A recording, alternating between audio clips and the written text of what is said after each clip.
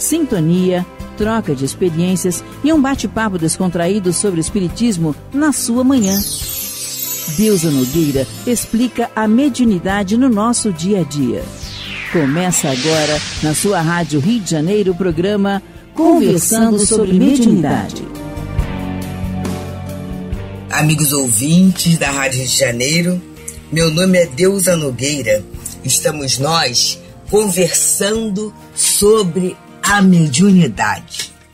E eis que chegamos no mês de dezembro, nesse mês em que comemoramos o Natal de Jesus, e hoje estamos na antevéspera dessa data tão festiva e dessa data que serve como um marco para a reflexão da nossa conduta e da presença de Jesus, da figura de Jesus no nosso planeta. Nesse período, nós aproveitamos para estudar a obra Mediunidade com Jesus, do Espírito Carlos, através do médium Roberto Lúcio de Souza, editado pela editora cristã espírita Fonte Viva. E hoje, então, nós vamos pegar no capítulo 5º, que fala, o título é sobre o esclarecimento mediúnico. O Espírito Carlos, ele tece em torno de uma expressão de Jesus, anotada em Mateus, capítulo 18, versículo 18, que é o seguinte: em verdade vos digo que tudo que ligardes na terra será ligado no céu. E aí ele começa a fazer a dissertação, a análise, a visão que ele tem sobre esse dito bíblico, ligada à questão da mediunidade. A presença do Cristo demarcou na história da humanidade um novo momento de aprendizado. E é esta reflexão, ou é a esta reflexão, que nós gostaríamos de convidar a todos vocês, queridos ouvintes, nesse tempo de Natal. A presença de Jesus na Terra marcou para mim, para o meu coração, realmente um novo momento de aprendizado. Vamos parar, vamos pensar, vamos meditar sobre isto. E aí ele continua nos falando assim: até aquele instante, as criaturas gritavam pela presença da divindade e esperavam que as respostas celestes caíssem sobre suas cabeças, como no episódio do maná do deserto.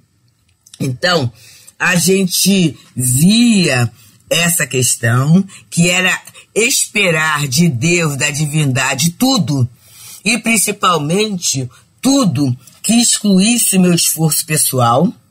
Era esta a visão, né? A grande visão.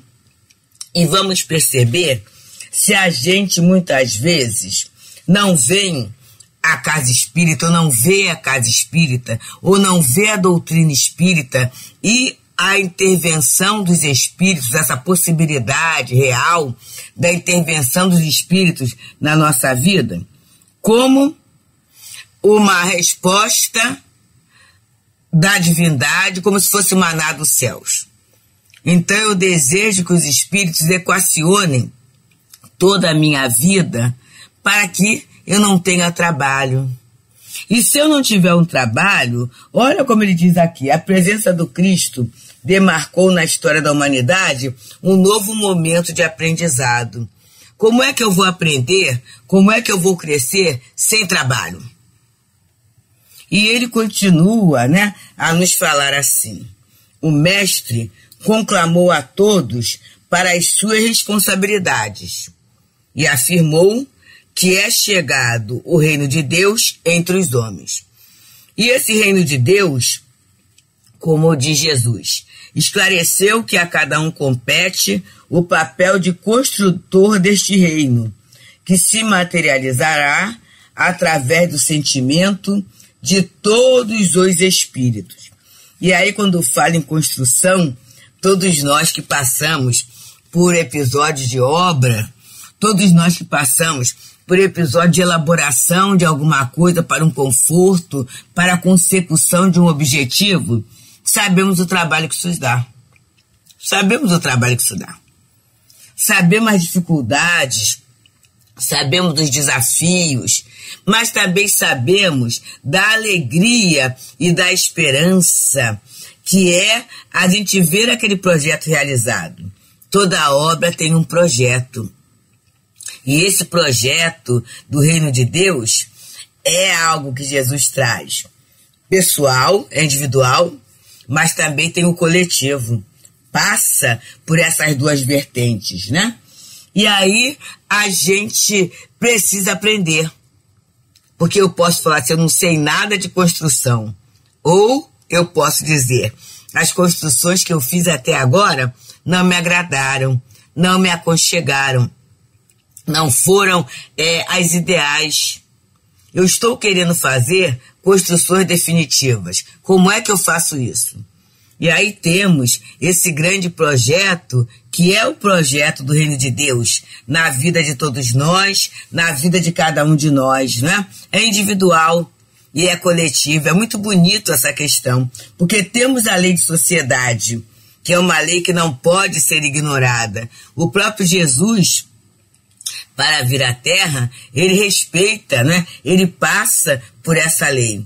Mas temos também as questões individuais, que é desse meu aproveitamento, esse meu relacionamento, né? Essa minha passagem por essa trajetória, por esse projeto. E aí ele continua dizendo assim: desde então, somos impelidos a este trabalho de estruturação. Olha só, estruturação. O que é uma estrutura? É a realização de um projeto. E aí esse projeto do Reino de Deus, ele já existe. É esta expressão de Jesus, que o Reino de Deus não vem com aparências exteriores. O Reino de Deus será construído dentro de cada um de nós. E aí temos na doutrina espírita a expressão belíssima acerca da lei divina, a lei natural, a lei de Deus, né? A lei de Deus, a lei divina é o natural, né? Ela existe dentro da consciência do homem. Ela ensina ao homem o que ele deve fazer ou não. A lei de Deus é a única e imperfeita para a felicidade do homem. E o homem só é infeliz quando dela se afasta. Então, queridos, vamos começar a pensar nessa estrutura que já existe. O projeto já existe. E a gente sabe que quando o projeto existe, fica mais fácil a elaboração da construção. A gente tem até de um tempo para cá, de uns anos para cá, um tipo de aproveitamento de terreno e um tipo de construção, é como se fosse uma vila, certos condomínios. E aí a gente fala assim, por que rapidinho eles são construídos? E aí eu soube, porque existe um projeto, esse projeto já tem aprovação, já deu certo. Então, a partir daí, a prefeitura naturalmente libera, né, naturalmente sanciona, porque já está o projeto feito. E aí vamos pensar, esse projeto, essa estrutura já existe. Agora compete a mim me apropriar dessa estrutura para, a partir daí, eu elaborar a construção. O material é meu, o tempo é meu, o trabalho é meu. Então vamos pensar na obra, né? Eu preciso de um poder aquisitivo para adquirir, para a aquisição desse material. E aqui o poder aquisitivo não é o dinheiro, não. É o esforço, é a vontade, é o estudo, é o empenho. É a realização de amizades. E como é que eu realizo amizades? Estabelecendo sintonias com aquilo que é bom, através da prestação do serviço. Eu preciso disso. Eu preciso de um tempo, porque eu preciso ter dedicação. Essa realização, essa construção, não será realizado por outros. É por mim mesmo. Então eu tenho que ter um tempo dedicado a isto, né? E o Espírito Carlos continua falando assim: não mais só esperar, mas realizar, ofertar e crescer em si mesmo. E é essa proposta de crescimento que a doutrina espírita vai nos trazendo. É a chamada reforma moral, é o chamado crescimento íntimo, que compete a cada um de nós ir realizando, e percebendo, e aproveitando. Isso é competência pessoal, é intransferível, né? E aí, a gente vai realizando essa reforma íntima como? Com o nosso material, com o nosso entendimento, dentro daquele tempo que eu disponho. Quando o espírito começa a entender, e a gente tem exemplos maravilhosos, né? Que o campo é um mundo, que a vida é uma divina escola, que todos os momentos são importantes. Nessa construção da reforma, o espírito vai ficar atento. E quando ele fica atento, ele aproveita. Então não vai ser só no templo, né? Não vai ser só no lar. Em todos os momentos da vida, ele vai aproveitar para se observar, ver o que precisa ser consertado nele, para a partir daí conseguir uma situação mais plena, né? Então ele diz, não mais só esperar, mas realizar, ofertar e crescer em si mesmo, saindo do campo da disputa, mas indo para o campo da edificação. E aí, nesse momento, tem uma palavra muito importante que é a fé.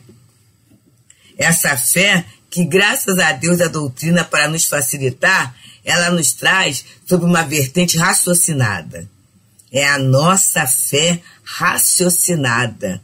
A gente tem provas, a gente parte da experiência, né, para o raciocínio.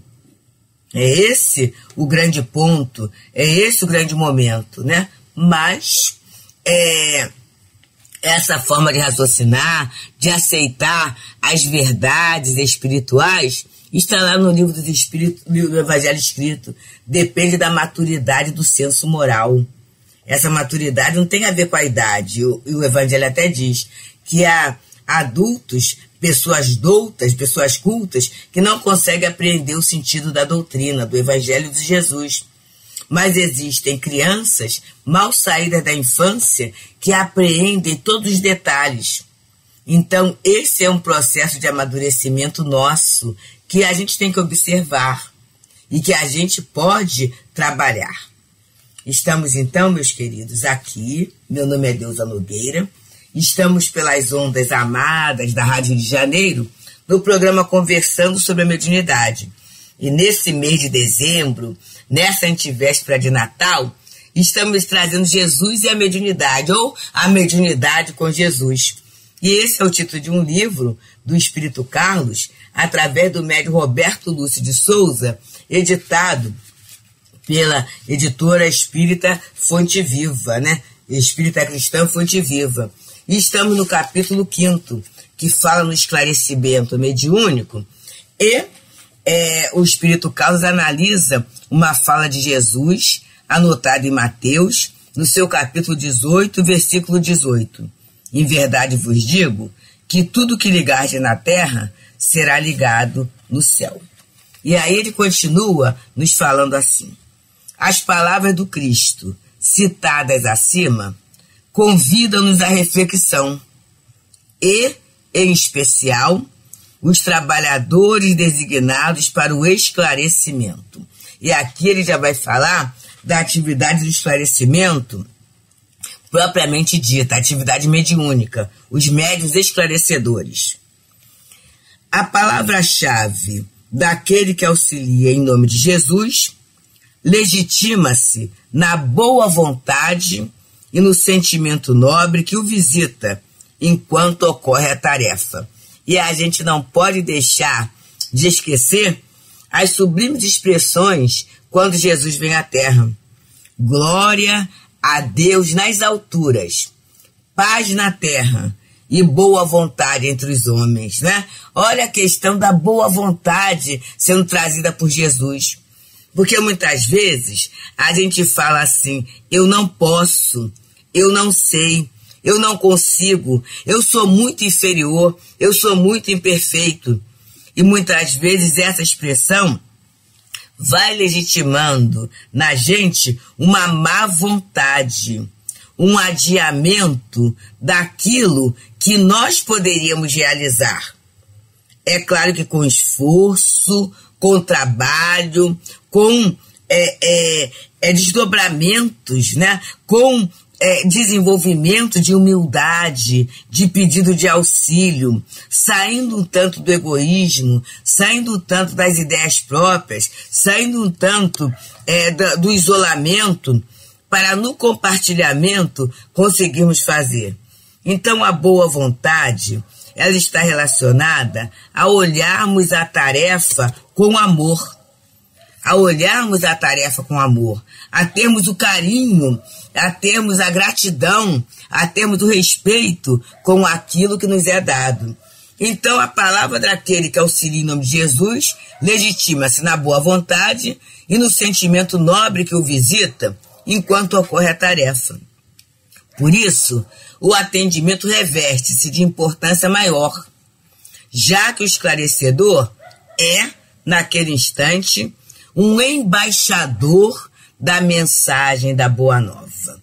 Isso é muito importante, gente. Na verdade, ele não vai trazer a palavra dele, a mensagem não é dele. A mensagem é da Boa Nova. O esforço, é claro que é dele, a palavra é dele, a interpretação é dele, mas a Boa Nova, e daí a gente sempre ter esse cuidado, né, do dialogador, do médium, ele está afinado com o Evangelho de Jesus. Ele está afinado com essas expressões sublimes, né, do Evangelho de Jesus. E aí ele continua: o que ele transmitir deverá estar em consonância com a revelação de amor, justiça e verdade. E aí é nessa hora que o esclarecedor tem que ter muito cuidado, porque aquele espírito que chega com as suas dores, ele tem os seus argumentos, eles têm o seu arrazoado, respeitável sim, mas a escuta vai ter que ser assim, o filtro da escuta, do atendimento, é a revelação do amor, da justiça e da verdade, porque senão a gente acaba tendo uma visão material, essa mesma visão materialista que levou o espírito ao sofrimento e que leva todos nós no sofrimento, toda vez que eu encaro a vida sob o ponto de vista meramente material. Então, nesse momento, a fala, o raciocínio, o pensamento tem que estar afinado com essa revelação de amor, de justiça e verdade. E os seus sentimentos, continua o Espírito Carlos, que induzirão afetos e emoções aos outros, construirão laços entre essas criaturas, certos de que seremos eternamente responsáveis por aquilo que cativamos, como nos lembrou um poeta Alures. É o Pequeno Príncipe, né? E aí a gente não pode eximir os laços que começam a existir entre aquele que é socorrido e o socorrista. Existem laços. Vai ficar marcado nele. Ah, aquela pessoa me falou isto. Aquela pessoa me tratou assim. Aquela pessoa me sugeriu tal ideia. Então esses laços existem, né? E na verdade são os amigos espirituais que muitas vezes passam a fazer parte do nosso séquito. Que nem sempre essa nuvem de testemunhas ela vai ser formada por espíritos superiores elevados, mas muitas vezes por espíritos ainda imperfeitos como nós, mas profundamente agradecidos por aquele momento de orientação. E a gente sabe que em Jesus nós teremos a orientação segura.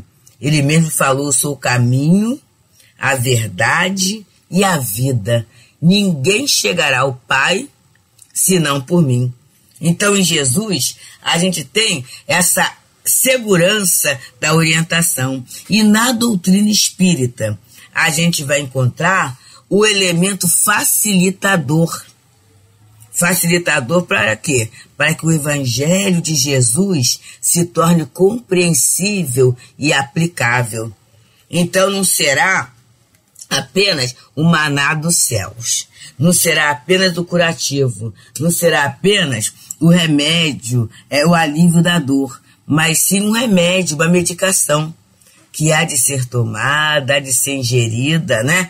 Há de ser trabalhada pela vida fora, porque é esse evangelho, são essas expressões do amor, da justiça e da verdade que constituem o material para a estruturação desse reino de Deus, individualmente e coletivamente. E ele continua a dizer assim. E quando ele fala, sobre essa questão da responsabilidade por aquilo que cativamos, é que muitas vezes esses espíritos nos acompanharão. E nos acompanharão para ver. Para quê? Para observar o nosso comportamento, né? E muitas vezes não é de uma forma maledicente, não. É falar assim, fulano falou isso, ele deve ser muito bom.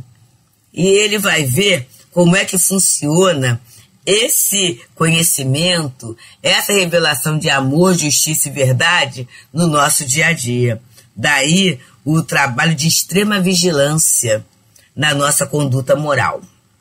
E ele encerra dizendo assim: ouçamos o clamor do irmão que sofre, na certeza de que o nosso papel não é só o de minorar-lhe a dor, mas também o de fazermos-nos introdutores do outro na escola do Evangelho e na estrada que levará todos nós ao reino de Deus, que é a paz e a felicidade eterna. Então, muitas vezes, a gente pensa assim, é só aquele socorro naquela hora e não tem nada demais. Mas tem um vínculo. E ele fala nessa introdução do outro na escola do Evangelho. E, na verdade, meus queridos, eu só consigo introduzir o outro nessa escola se eu já estiver matriculado nela. E estar matriculado numa escola não é apenas ter o nome escrito, mas sim é se propor ao aprendizado e se propor a todos os exercícios da fixação do conhecimento. Então, dia a dia, hora a hora, nós repetiremos a lição do perdão, a lição da bondade, a lição da tolerância, não é? A lição do aprimoramento íntimo. Isso é matéria de todo dia. E aí a gente já estando matriculado, fica mais fácil falar para o outro assim, olha, essa escola é boa. Essa escola exige esforço, mas é uma escola que tem resultados. Fica mais fácil da gente passar para o outro essa paz e a felicidade eterna. Por quê? Porque pelo simples fato de estarmos matriculados e já estarmos aprendendo e exercitando, a gente já vai ficar em paz. A gente já vai sentir esta felicidade. Porque essa escola, ela vai trazendo para nós de forma clara, de forma límpida, a lei de Deus. Ela vai nos convidar ao exercício desse amor, dessa caridade, dessa piedade cristã.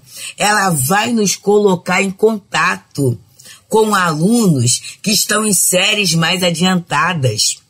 E esses alunos que já estão nas séries mais adiantadas, nas classes mais adiantadas, eles serão esses nossos amigos que nos estimularão, que contarão muitas vezes das suas dificuldades, dos seus desafios, dos apelos que ocorreram quando estavam nas séries iniciais. Mas vão nos dizer assim, valeu a pena. Valeu a pena porque agora são outros desafios, mas o alicerce está bem construído. Então, meus amigos, nessa antevéspera de Natal, que nós possamos vibrar muito, trabalhar muito por essa edificação do reino de Deus em cada um de nós. Estaremos comemorando o aniversário de Jesus. Que seja essa celebração de muita paz, de muita luz, de muito amor e, sobretudo, de muita esperança de que o Mestre segue à nossa frente sempre. Que a gente possa, então, nesse período de celebração do Natal, vivermos essa construção na certeza de que o Mestre segue à frente e Ele é o Mestre da esperança. Muita paz, Feliz Natal com Jesus. Deusa Nogueira explica a mediunidade no nosso dia a dia. Programa Conversando sobre Mediunidade.